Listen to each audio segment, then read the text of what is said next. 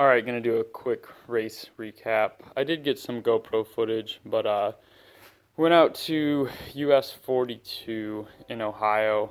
They had some really good prep going on, and like I talked about in the other video, taking it out on the drag radials to try that. I knew it was gonna be a big learning curve. We'll kind of do a long story short, or a long story not as long, but basically, first pass we did knock the tire off, but even with that first pass, I could see some changes we needed to do. So, up the air pressure in the rear, slowed down the front end, took some power out of it, made a second pass. The second pass, it still wanted a power wheelie, so I had to pedal it a little bit. It went like an 824 at 166 or something like that. That's really, really, really, really close, if not the exact numbers that it ran. So I was like, all right, we still need to take more travel out of the front end. So we took a half inch of travel out of the front end, tightened up the front shocks to 9, which I used to run them between 1 and 3 with a slick. So that kind of gives you an idea how much tighter the front end was. And let's think, what else did we do? I added a little bit more boost, kind of mid-track, and that pass, it stuck the tire, looked good, rear suspension separated, but it was just lazy. 60 foot was a 131, so I was a little bit disappointed in that for sure. It went 822 at 168 and some change, so a pretty decent pass, but a horrible 60 foot. So got to do something about that 60 foot. But as far as the launch was, it did not pick up the front end at all. The front tires never even came off the ground. So that was promising. It's like, all right, we got the front end staying down. Now I can add a little bit of boost down low. So I added 1 pound of gate pressure, which actually equaled exactly 1 pound of boost. We were leaving on 8 pounds, so I left on 9 pounds. And then as soon as you let go of the brake, I had it on 6, so it'd go to 6 pounds of dome pressure. And then instead of 6, we went to 8 pounds of dome pressure as soon as you let go of the brake. And then the second stage was at 0.7 seconds. We added 2 pounds of dome pressure there. And then the third stage at another 0.7, so 1.4 into the run. I think I added 3 pounds of dome pressure there. So I was shooting to make like 24 pounds on that pass. I think it was going to make 24 or 25. So this would have been our 4th pass. I let go of the brake. Well, actually, so I'll go through these events. I do the burnout, and I kind of did it a little bit longer, and it shattered the rear tires, and I lifted it as quick as I could, and I'm like, oh man, I hope that didn't just hurt the rear end. So that kind of threw me off a little bit. Roll up through the starting line, have some friends backing me up, and the car was idling a little funny, and I'm like, man, is this thing missing? So I'm kind of feeling like, oh man, this is going south here. But kind of revved it a little bit, seemed to be okay. Put it in the beams, and I'm like, man, I'm gonna sit here a second and be darn sure I don't get another 130 something 60 foot. This thing needs to go 119, 120, 121, somewhere in there to give me something to work with. So I sat there for an extra second to let it pop and bang on the 2-step. It sounded good. I let go of the brake and kind of fully expected, honestly, the rear end to break, or it was going to be a decent 60 foot. So it left, stuck the tire good. I'm like, yep, we got this deal. And the front end just came up and kept coming up and kept coming up. And I was just a little bit late on reacting. It didn't get quite to the rear bumper, so it was like 4 or 5 feet in the air, and I pedaled it. When I pedaled it, I hit second gear to try to calm it down. The problem with that turbo car, it loads the turbo, so it can kind of make it even more violent, but you got to do something. So click second gear, pedal it, and it was on its way down, and it caught itself and came right back up to the rear bumper. So that sucked. At this point, we're every bit of 100, 140 feet out. So I got to pedal it again. I let off, and I could feel the car kind of turn to the left. As the car turned to the left, and I swear I remembered this in the air, but I maybe I did, maybe I didn't, I don't know for sure. But I remember there's not another car in the other lane. So I'm like, all right, that's a good thing right now. So I stick it again as it's coming down, and I'm like, sweet, this deal's gonna come down nice and soft. And as it's doing that, though, the car's turning harder and harder to the left. At that point, I'm crossing the center line with my foot wide open in the throttle, trying to get this thing to come down. And it's only about 3 feet off the ground, I'd say at this point. So I mean, it was getting to that controllable state, and I see it crossing the center line, and I had to lift. I'm like, I can't go across the center line under power like that because it's going to hit the marbles and get crazy. So I had to lift. I had no choice there. I did not want to, but it's just what you had to do. So it came down a little hard. I'll show you guys some of the damage here real quick. Man, it sucked. And what really, really sucks is I really, really, really, it was going to be a fast pass. It was going to be the pass right there. It wasn't going to be a crazy pass, but it was going to be an 8-0 pass. No doubt in my mind.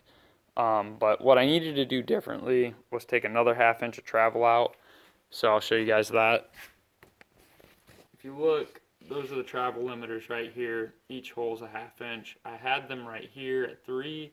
I needed to go to 4, take another ½ inch out. Then there's your shock adjustment. I needed to have 2 more clicks into the shock. Something that simple would have been, I think that was the difference of an 8-0 or going on the bumper and screwing some stuff up. But let's slide underneath here and I'll show you some of the damage. There should be a video that I uploaded earlier, and I've got like 5 more videos from the day. And hopefully, I haven't looked at the GoPro footage. Hopefully I got the GoPro footage as well from inside the car. So first thing you're going to notice is this is our wastegate here. It knocked the fitting out, and it actually only took like 1 thread off, which is pretty awesome, to be honest with you. It's kind of hard to see, but our fitting is right in the middle of there. Let's see if we can get that. Yeah, it's right there, but it's got like 1 thread missing. The rest of the threads in there still look pretty darn good, so that's awesome. If you look, you can see it ground the edges of this right here. That's not going to hurt anything, so I'm not worried about that at all. A few more things. You can see it did bend the K-member rack brackets here. I actually had that happen once before when the LT1 set up, so I'm not overly concerned about that. We got some more damage here where it just ground on this plate and that bolt head. Probably replace that bolt, inspect the rack really well, but I'm not overly concerned there. The biggest thing that happened is right there. We got the oil pan. So I had the engine diaper. We actually cut it with the knife because we needed access to the drain plug to drain the rest of the oil out of it, and it already tore the diaper when it came down, so the diaper was already trash. But what happened, if you look, it's cracked right there, and the pan is cracked right there. So hopefully I can get this repaired. Hoping to not buy a new pan, that's my goal. And basically get an engine diaper, change the oil, yada yada from there. Check over every little thing. But it sucked. Luckily we got out of the groove. There was no oil in the groove at all, no oil on the track surface. Off to the shoulder of the track where we pulled over, it started pouring oil pretty good after it sat there for a couple minutes. Luckily the track staff got there right away. We threw some pig mat down, and really it took 2 minutes to clean it up. One thing I want to say, so it was US 42 dragway. Man, those guys did a killer job on keeping the track in really good shape. And I don't know if it's just the like the track operator or the owner, but one of the two came up to me right on the track when all that happened, and man, he was super nice.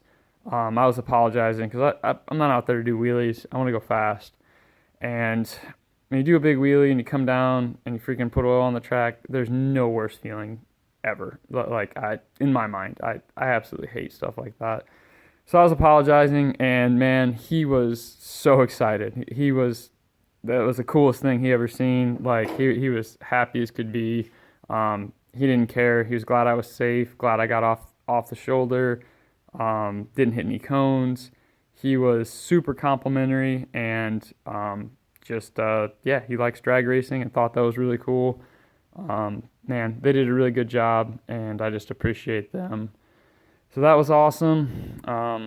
Man, we're really, really close on radials. Honestly, it was a success up to that point with just a couple adjustments, literally 5 minutes worth of adjustments. We would have had a really fast pass. And that was the thing, is the plan was to make that pass. And then what I was going to do is, based on the data off that pass, so say we won an 8.0 or an 8.10 on that pass. It's like, all right, we got this thing not wheeling, it's not doing anything stupid. If we needed to adjust the front shocks, we could have adjusted those more. But I was just going to put a little bit more power in it at the hit, a little bit more power in it at about 0.7, and a little bit more power in it at 1.4. I'm going to try to hit that 25, 26 pound range. See what that does. I mean, honestly, there's no doubt that'll run a 7. It's just getting it to make that clean hit. It's a lot easier said than done. So we were setting ourselves up for success there, but lack of experience on a drag radial. That's really what happened here. I was really happy that we were just even able to make it work. Another little thing here is these tires are 7 years old. I looked at the date. It's a little more obvious on the other tire. Yeah, so 38 of 13. It's actually right there. So these tires are 7 years old, and I have no doubt we would have went 120 or 119 range, 60 foot on them there on that last pass. So that was awesome. You might think, why the heck were we out on 7-year-old tires? Well, 2 reasons. It's the end of the season. I really didn't want to buy new tires. And most of you know it's like impossible to get Mickey Thompson drag radials and the slick that we normally run right now. So with that being said, we had to use what we had. So I was glad it all worked out. It went the best it could. Man, we could have been really successful. I made a mistake there. That was completely my fault. Well, one of the guys that was helping me there, they were also racing their Mustang and helping me, and their crew were helping me. Bunch of good guys there, so I really appreciated them. One of them that was helping me right before that pass, he's like, man, I don't think it's a bad idea to take another half-inch travel out of the front end. And like when he said that, it didn't even register to me. I'm like, why? Like, no, we're fine. Just from the standpoint, in my mind, I'm like, man, the pass before, it didn't even pick up the tire. Like, the tire never even left the track surface. But he had been around radial racing a lot more, and I completely understand why, not even from what happened. Just in watching videos of the car on the passes before, we just had too much front end travel. When you watch videos, you could see how much travel we had, and that's why. It didn't matter that it wasn't picking up the tire. It was just the fact that it had that much travel. So I understand that a lot more. I should have listened to him, but what I really should have done is just asked him why. And I was like, no, man, we're not lifting the tire. Why would we do that? Is what I said in my head, but I simply should have just asked him that, and he'd have gave me the answer I needed to hear to take another half-inch out. So that was my fault, just lack of experience on a radial. But yeah, hey, we didn't wad the car up.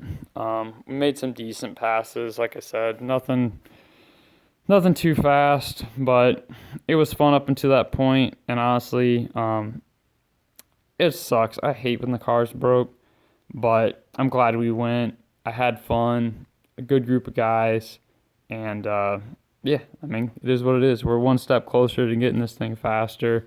Sometimes you break stuff. Sometimes you do big wheelies. A little bit too much cowbell on that last pass. I mean, it is what it is.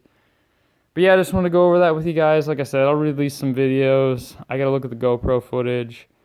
I don't know what the plans are for the repair. I'm going to fix the pan. I honestly might just put some cheap oil in it and just get it back together that way.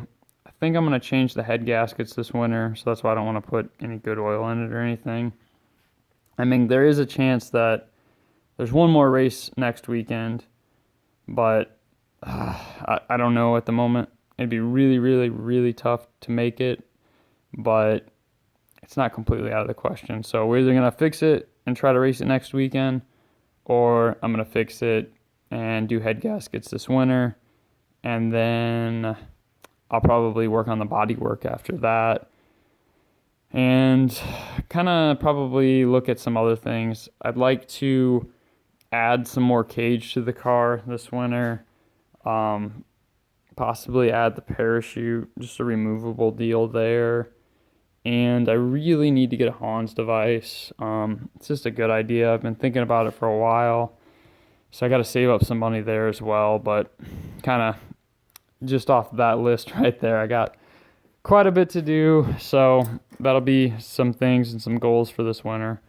But yeah, but basically, if we don't go out this Saturday, and I don't know that I can anyways because I need to work on some stuff around the house, but if we don't, I might try to convince my buddy to use this turbo. So he's got I want to say it's a Coyote motor, but I want to say it's like a Gen 2 Coyote rods and pistons deal. He went 780, like 174 or something like that. But he just has the S480 turbo. It's a billet wheel 80, but the cast 96, or just a 96 on the exhaust side. So billet wheel 96. So it's 80, 96. This one is 85, 102. I really think his car is going to pick up with this turbo and be a perfect comparison. He's just been stuck at that 780, 780, 780. And I think he's just out of turbo. So go from an 80 billet to an 85 billet, from a 96 to a 102. So I'm trying to talk him into giving this turbo a try, since, hey, I don't think I'm going to make it anyways. So we'll see. I'll let you guys know what happens there. I think it'd be a good idea. I'd like to see him go like a low 70, maybe even a high 60.